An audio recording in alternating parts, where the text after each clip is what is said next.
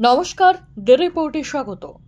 ধারে ভারে অভিজ্ঞতায় এগিয়েছিলেন কয়েক যোজন, কিন্তু হঠাৎ করেই সব হিসেব ওলটপালট করে বহরমপুর লোকসভা আসনে ইন্দ্রপতন। গুজরাট থেকে উড়িয়ানা ক্রিকেটার প্রার্থী ইউসুফ পাঠানের কাছে বেশ বড় ব্যবধানেই পরাজিত হলেন টানা 5 বারের সাংসদ অধীর রঞ্জন চৌধুরী।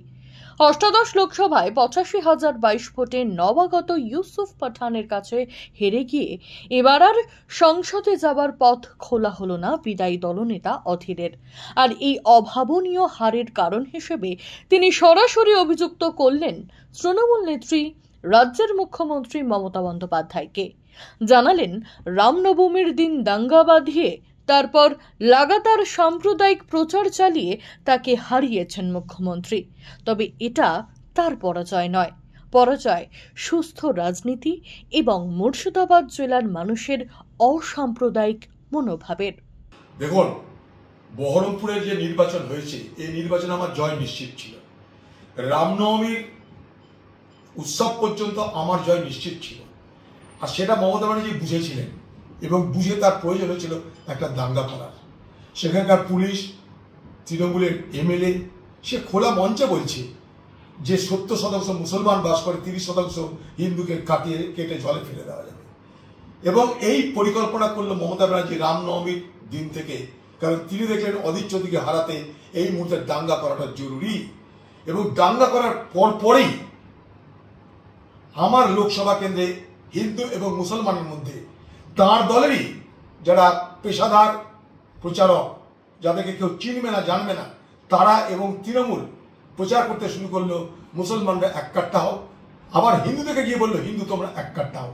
দুটোই করছে টিএমসি পার্টি।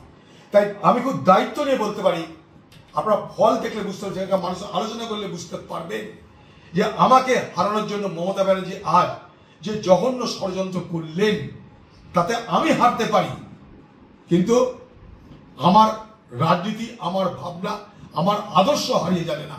মুর্শিদাবাদে বড় হয়েছি, হিন্দু মুসলমান সকলকে শ্রদ্ধা করে জীবনে বড় হতে শিখেছি, রাজনীতি করেছি। এই জিনিস মুর্শিদাবাদে ছিল না, যেটা মমতা ব্যানার্জি আমদানি করলেন। সেটা হচ্ছে নির্বাচনে জিততে দাঙ্গা, হিন্দু মুসলমান দাঙ্গা করো। জায়গার নাম বলে দিচ্ছে শক্তিপুর। সেখানে দাঙ্গা করার পর পরিস্থিতি পাল্টাতে আরম্ভ করলো এবং তার পরিণামে আমার হার আজকে সম্ভব হলো। এবং তাই মমতা ব্যানার্জি এ বাংলায় তিনি যে কত বড় ভয়ঙ্কর খেলা খেলেছেন বহরমপুর লোকসভায়, সেটা আগামী দিনে মানুষ টের পাবে। তিনি দাঙ্গাকারী বলে আমি তাকে অভিযুক্ত করতে চাই। মমতা ব্যানার্জি, আপনি একটা নির্বাচন জেতার জন্য মুর্শিদাবাদে একটা দাঙ্গা করলেন। আমি মুর্শিদাবাদের মানুষের কাছ থেকে ছেড়ে চলে যাব না, আমি বহরমপুরের মানুষের কাছ থেকে ছেড়ে চলে যাব না। আপনি আমাকে যা খুশি করতে পারেন মমতা ব্যানার্জি, আমি আমার জায়গাতেই থাকবো। আপনাকে প্রমাণ করে দেবো আজ না হয় কাল যে আপনি একজন ভয়ঙ্করী, আপনি একজন দাঙ্গাকারী। মুর্শিদাবাদ থেকে গণেশ সাহা, দ্য রিপোর্ট। সমস্ত খবরের আপডেট পেতে লাইক করে সাবস্ক্রাইব করুন দ্য রিপোর্ট চ্যানেলটি। সেই সঙ্গে বেল বাটন প্রেস করতে ভুলবেন না। আপনাদের একটা সাবস্ক্রিপশন আমাদের জন্য অত্যন্ত মূল্যবান। জয় হিন্দ।